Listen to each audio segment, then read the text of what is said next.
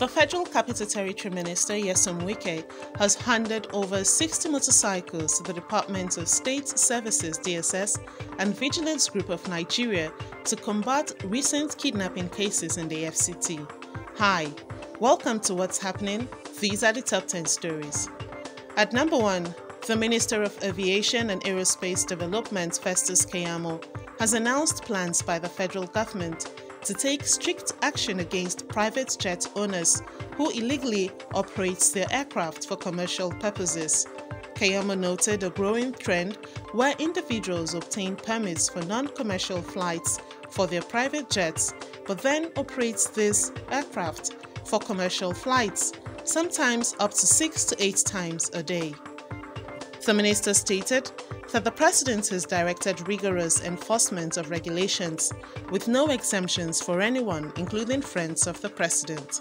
To enforce these regulations, the Nigerian Civil Aviation Authority (NCAA) has deployed officials to general aviation terminals and private sections of airports to monitor the activities of private jet owners. Any private jet owner found conducting commercial operations or charter services will face serious consequences, including suspension, withdrawal, or revocation of their permit, in accordance with Section 32, Subsection 4 of the Civil Aviation Act 2022. At number 2, the Federal Capital Territory Minister Nyesom Wike has handed over 60 motorcycles to the Department of State Services DSS and Vigilance Group of Nigeria (VGN), with additional allocations to the Nigeria Police and Nigeria Security and Civil Defense Corps (NSCDC) to combat recent kidnapping cases in the FCT.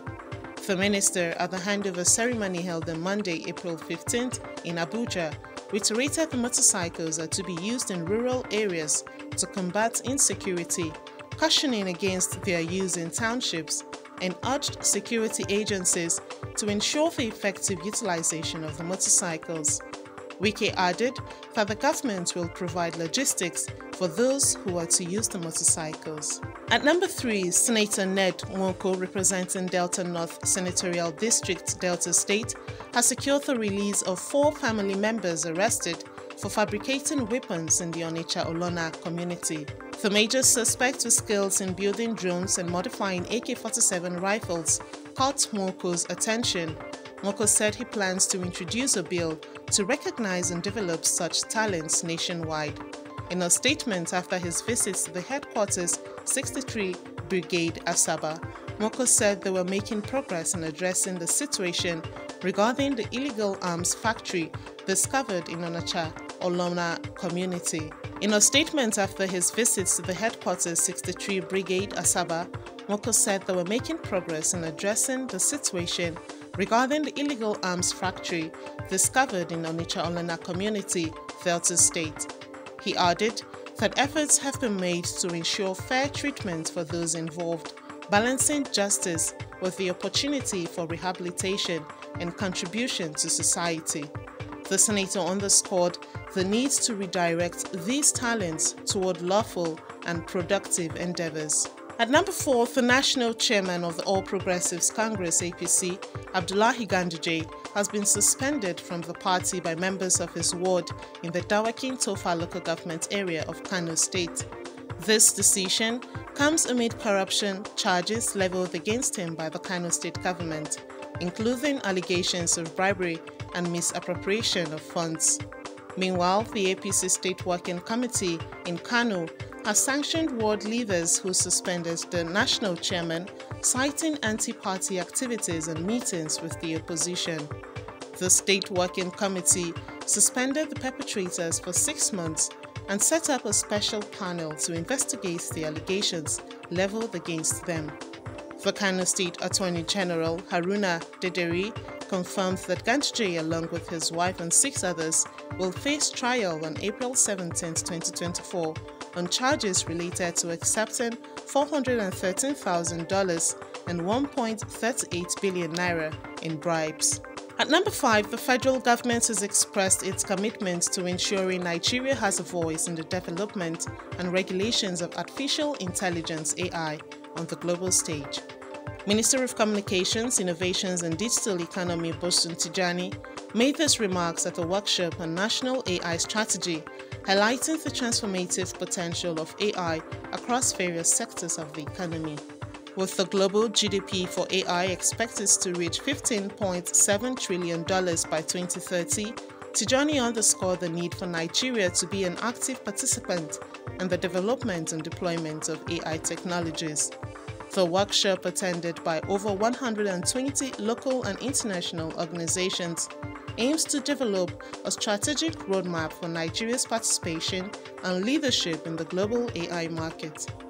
At number 6, Nigeria's annual inflation rate surged to 33.20% in March from 31.70% in February, according to the National Bureau of Statistics (NBS). The Statistics Office said the 1.5 increase indicates a significant rise compared to the same period last year. The food inflation rate also escalated to 40.01%, with the NBS attributing the increase to various factors, including government policy changes and rising global prices. The NBS report highlighted the impact of rising inflation on food prices, affecting the purchasing power of many Nigerians. The Bureau stated that the rise in food inflation on a year-on-year basis was caused by increases in prices of garri, millet, fufu, yam tuber, water yam, dried fish, and sardine, among others. At number 7, Nigeria's crude oil reserves have risen from 36.96 billion barrels on January 1, 2023 to 37.50 billion barrels on January 1, 2024, with natural gas reserves also increasing from 208.83 trillion cubic feet to 209.26 trillion cubic feet during the same period. Chief Executive Officer of the Nigerian Upstream Petroleum Regulatory Commission (NUPEC), Engineer Gbenga Komolafe, announced the increase to journalists in Abuja on Monday, April 15th. He attributed the rise to production from marginal fields in the country. Komolafe highlighted the contribution of various Commission initiatives to this achievement, noting that the data reflected Nigeria's significant hydrocarbon potential. At number 8, Nigeria, Mali, Burkina Faso, and Niger Republic have collectively invested 100 million euros to enhance the agricultural resilience of small-scale food producers in the Sahel region. The International Fertilizer Development Center's Program Director, Bidjokazo Fofana, announced this during the pre-launch of its new initiative, Soil Values, in Abuja on Monday. Fofana stated that the initiative aims to combat desertification and land degradation and improve landscape and watershed management. The investment announced by the International Fertilizer Development Center will focus on participatory planning and integrating soil, water, and biodiversity management. The program seeks to address food insecurity, with the Food and Agriculture Organization warning of a potential crisis affecting 26.5 million Nigerians between June and August 2024. At number 9, the Leverkusen City Council is exploring the possibility of naming a street or square after Bayer Leverkusen coach Jabbi Alonso, following the team's historic Bundesliga title win. Fans have already unofficially named the street Jabbi Alonso Alley with stickers and street signs. Alonso, along with Sporting Director Simon Rolfes and CEO Fernando Caro, is also set to become an honorary citizen of Leverkusen. The official title celebration is scheduled for May 26th, following the German Cup final, where Leverkusen are favoured to win against Kaiserslautern. Finally, at number 10, former US President Donald Trump appeared in a New York courtroom Monday, marking the first time an ex-president has faced a criminal trial. According to AFP, Trump labeled the trial an outrage and an assault on America before entering the courtroom with his legal team. The Republican faces charges related to falsifying business records to cover up alleged sexual encounters, among other accusations, adding an unprecedented wild card to the 2024 presidential campaign. A New York grand jury indicted Trump in March 2023 over the payments made to Daniels, whose real name is Stephanie Clifford.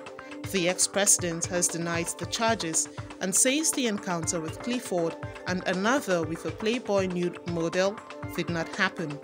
Despite the potential for conviction and prison time, Trump's campaign continues with vows of vengeance and claims of prosecution, setting the stage for a contentious legal and political battle. That's all for today. See you next time on What's Happening.